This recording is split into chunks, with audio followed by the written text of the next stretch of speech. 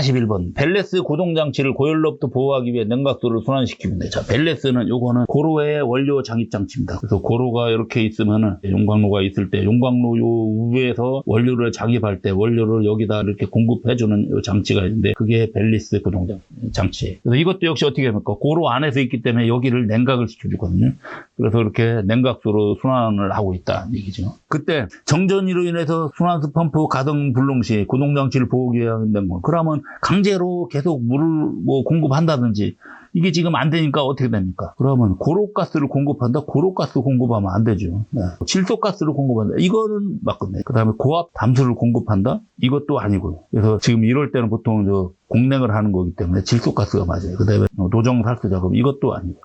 42. 송풍량이 1680. 이렇게 고로에서 여기서 송풍을 할 때 이때 송풍량이 1680이고 질소가 57%. 제가 아까 여기 고로가스 할 때 요 고로가스가 대략 한 50% 정도라겠죠. 그래서 지금 여기에 지금 질소가스가 그 중에서 이 질소가 50% 정도인데 여기에는 지금 57%로 되어 있습니다.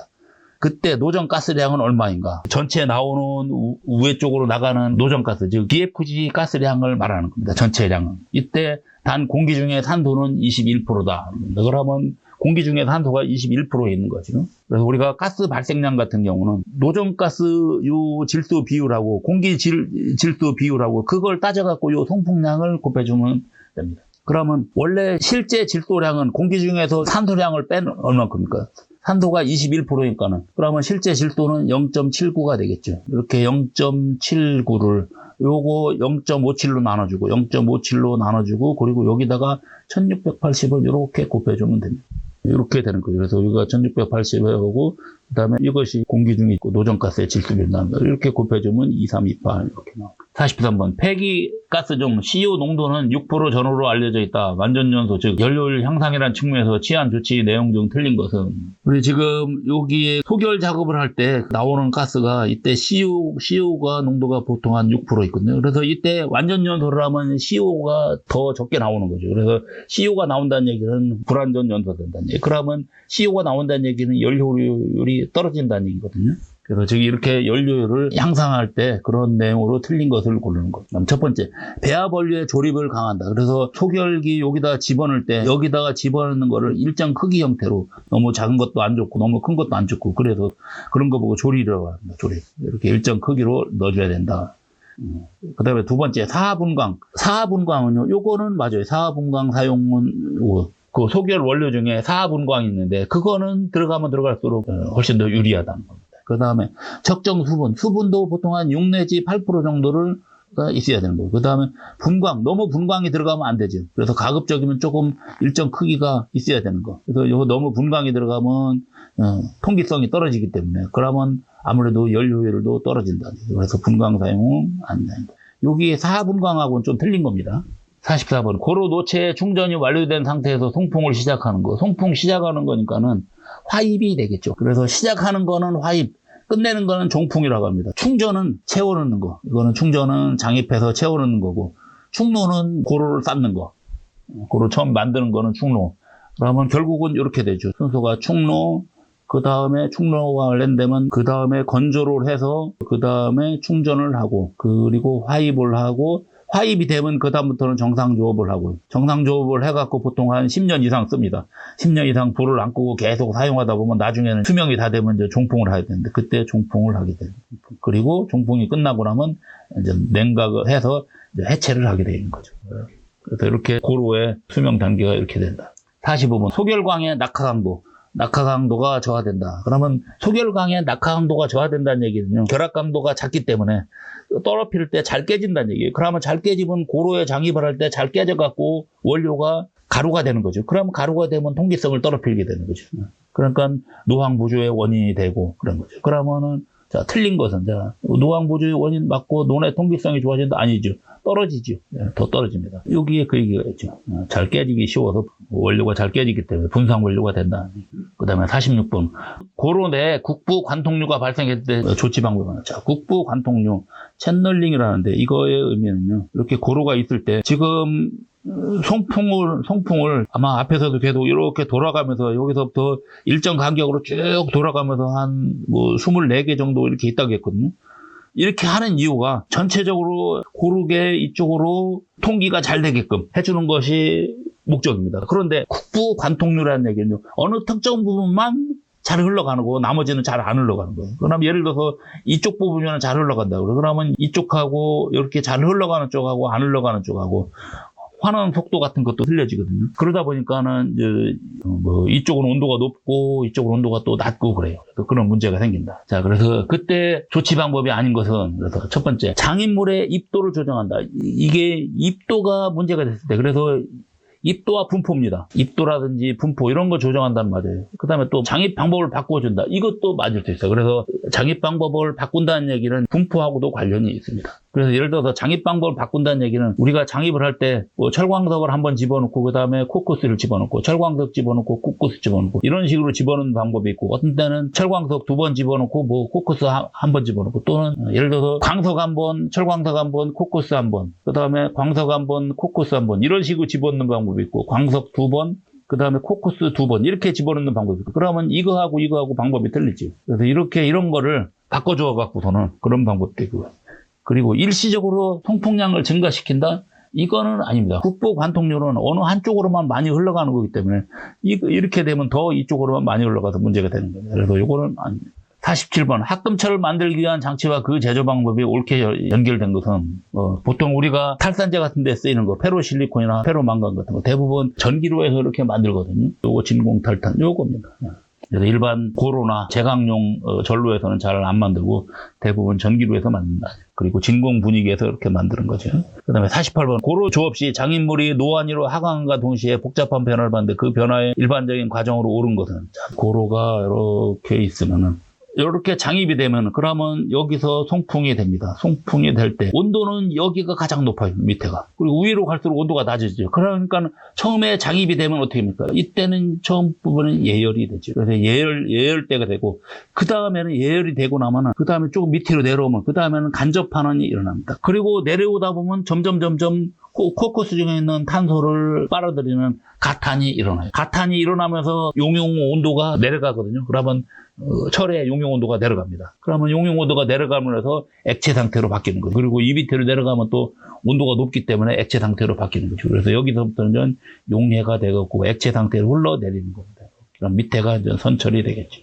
그러면은 예열 환원 용해 4번이 되겠네요. 49번 소결용 집진기로 사용되는 사이클론. 사이클론은 원심력으로 하는 겁니다. 그래서 원심력으로 이용해 갖고서는 원심력의 작용에 의해서 어떻게 됩니까? 그러면 그 조립의 연지는 바깥쪽으로 이렇게 쌓이고 그렇게 되는 거죠. 이제 사이클론은 여기서 가스가 이렇게 나올 때 가스를 이렇게 회전을 시켜서 내보내면 하면서 그러면 연진이 이런 식으로 이렇게 이쪽으로 이렇게 되게 이런 것이 그 원심력을 이용한다. 50번 고로를 4개의 층으로 나눌 때 해면철 내부로 탄소가 들어와서 용융점이 낮아지는 층. 아까 여기 가탄이 된다 그랬죠. 가탄층이지. 그래서 예열, 환원, 가탄, 용해하면은 그래서 이때 여기에 가탄층이 되는 거예요. 지금 여기 이렇게 설명이 이렇게 돼 있네요. 이거 제가 요거 설명했던 거하고 이거 똑같습니다. 51번 고로 주상 설비 중 출선구를 막는 설비. 아까 고로가 이렇게 있으면요. 고로가 이렇게 있으면 이때 여기서 밑에서 이렇게 출선을 한다고 했습니다. 이때 출선구를 막는 게 구멍을 여기에 용융물이 다 빠져나가려 하면 그 다음에 구멍을 막아야 되죠. 구멍을 막고 그 다음에 계속 또 용융물이 받아야 되거든요. 이때 구멍을 막는 걸 보고 머드건 그렇게 한다 했죠. 스키머는 슬래그를 제거 장치입니다. 그 다음에 사운딩은 고로 요 안쪽에서 원료 분포 측정 장치입니다. 그래서 장입 위치를 파악해서 분포를 파악하는 장치. 원료 장입 분포를 파악하는 거. 그리고 화격자 같은 경우는 이거는 고로 설비가 아니라 이거는 소결 설비죠. 52번 코커스로 내에서 석탄이 장입돼서 코커스로 하는 거예요. 그래서 그 코커스로 같은 경우는 연소실, 추결실, 탄화실인데 요 탄화실이 석탄이 장입돼서 탄화가 되는 거고 연소실에서는 연료를 요거 태워갖고 온도를 올리면 그 다음에 그거를 추결실에서 저장을 하고 있다 그 열로 탄화를 시키는 겁니다. 그래서 장입되는 곳이 바로 탄화실이 된다. 그다음에 53번 최근 관심이 커지고 있는 재선 원료로 미분 철광석을 10 내지 30mm로 구상화시켜 소성한 거 이런 거 보고 동그랗게 만든 그걸 보고 펠렛이라고 합니다. 펠렛타이징 그렇게 표현. 54번 자용성 소결광이 고로 원료로 사용되는 이유는 자용성 소결광은 CaO가 들어가 있는 소결광을 말합니다. 틀린 것은 1번 페이얼라이트 함량이 많아서 페이얼라이트는요 Fe2O3에 SiO2가 이렇게 섞여 있는 거거든요. 이것이 많아서 피환원성이다? 아닙니다. 이것이 있으면 SiO2 때문에 환원성이 떨어져요. 근데 CaO가 들어가면서 이거를 중화시키는 역할을 하니까, 이걸 제거시키는 역할을 하니까 이거하고는 관련이 없죠. 그래서 그렇게 되면 페이얼라이트가 아니라 요 적철광으로 넣는 거예요. 그래서 페이얼라이트가 있으면 안 좋다는 얘기입니다. 그러면 1번이 틀린 거지. 그 다음에 노황이 안정된다? 맞고요. 쭉 맞습니다. 그래서 우리가 소결을 하면 여기 있는 이런 페이얼라이트가, 이거가 CaO가 이걸 제거하기 때문에 이렇게 해서 적철광만 남는다. 그것이 이제 고루로 들어가. 그 다음에 55번. 재산 원료를 적정 입도로 파쇄해야 하는 것. 크러시저나 밀 같은 겁니다. 그래서 스테커는 적치 설비고, 이것도 적치 설비고, 그 다음에 요거는 불출입니다. 언로더도 이것도 역시 적치 설비에 해당됩니다. 조금 더 자세하게 얘기하면 언로더는 사실은 하역 설비에 해당돼요. 그러니까 배에서 원료를 하역을 해서 그 다음에 이쪽으로 스테커로 보냅니다. 스테커로 보낼 때 보통 컨베이어로 보내면 이쪽 스테커에서 야드에다 적치를 하는 거예요. 56번. 파이넥스 제선법에 대한 설명 좀 드립니다. 파이넥스는 분상의 원료를 그대로 쓰는 겁니다. 그러면 코코스나 또는 소결공정 그런 것이 필요 없는 겁니다. 틀린 것은 주 원료로 분광을 사면 맞고요. 그 다음에 산소 이것도 맞습니다. 그 다음에 환원 반응과 용융. 그래서 우리가 로가 두 개가 있습니다. 그래서 환원로를 먼저 거쳐서 환원이 되고 그 다음에 용융로로 들어가서 이제 용융이 되게 돼요. 그리고 소결 공정은 생략 때나 코코스 공정도 필요 없습니다. 그냥 그대로 분탄을 그대로 집어넣는 겁니다. 그래서 분탄을 코코스로 만들어 갖고 하는 것이 고로 조업법이라고 보면은, 근데 파이넥스법은 그것도 필요 없다는 얘기죠. 그 다음에 57번. 생리적인 원인에 의한 재해는, 생리적인 원인은 사람에 따른 겁니다. 사람에 따른 거. 그럼 안전시설, 이거는 생리적인 것이 아니죠. 이거는 시설적인 거. 그 다음에 작업자의 피로, 이것이 생리적인 원인이죠. 작업복 불량, 이것도 아니고요. 그 다음에 작업 공구도 아니고요. 그래서 사람의 몸하고 직접 관련된 거. 58번. 소결광 성분이 보기와 같을 때 염기도는 SiO2분의 CaO이기 때문에, 그러면 요것만 갖고 따지면 되죠. 그러면 10.2를 6.0으로 나눠주니까 대략 1.7 정도 이렇게 나와요. 59번. 다음 중 부주의가 발생하는 현상과 가장 거리가 먼 것은 의식의 단절, 이것도 맞고요. 의식의 집중. 의식이 집중되면 오히려 어떻게 됩니까? 주의가 집중되는 거니까 사고를 예방을 할 수가 있는 거죠. 그러니까 3번은 아닙니다. 부주의가 발생하는 현상이 아니라 오히려 부주의에 의한 재해를 막을 수 있는 것이 집중이다. 60번. 다음 중 소결 반응에 대한 설명을 들은 것은 저온에서는 확산결합한다. 고온에서는 용융결합. 요건 일단 맞습니다. 확산결합의 온도가 좀 낮고 그 다음에 용융결합의 온도가 높아요. 왜 그러냐면 용융에서 표면부가 이렇게 용융돼서 이렇게 되는 거니까 이쪽이 온도가 높아요. 확산결합은 두 개가 접한 부분에 원자가 이동해서 하는 거기 때문에 이쪽이 확산결합보다는 용융결합 쪽이 온도가 높다는 거. 그 다음에 용융결합은 자철광원을 대량으로 배합할 때 일어나는 결합이다. 이거는 또 맞습니다. 이것도 자철광 중에서 여기서 이것이 환원이 일어나면서 자철광이 Fe3O4인데 이것이 산화를 거치면서 Fe2O3로 바뀌거든요.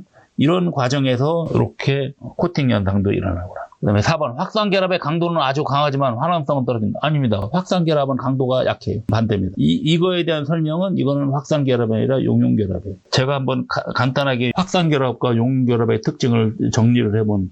자, 우선 기공은 이것이 많다. 많음. 이것이 적음. 그 다음에 통기성. 당연히 기공이 많은 이쪽이 좋고요. 이쪽이 떨어지고. 그 다음에 환원성. 이쪽이 잘 되고 용융이 잘 안 됩니다.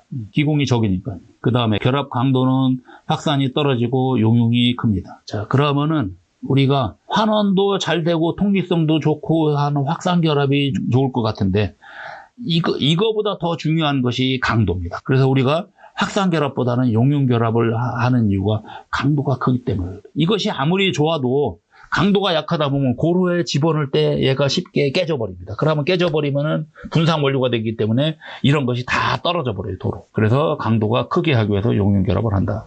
이상 마치겠습니다.